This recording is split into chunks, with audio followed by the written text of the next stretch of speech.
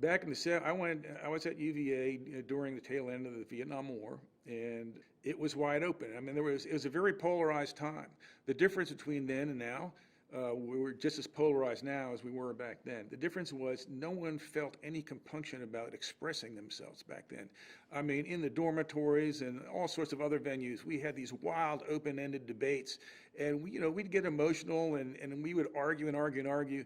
But at the end of it, it was like, oh, okay, we're still friends. And now people argue, and it's like, oh, you're my enemy.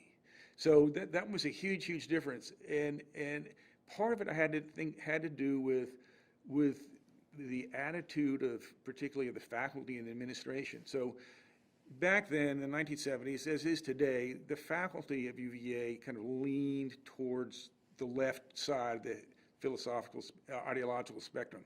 The difference was I never encountered one faculty member who felt it was their job or their obligation to indoctrinate me and tell me what I should think.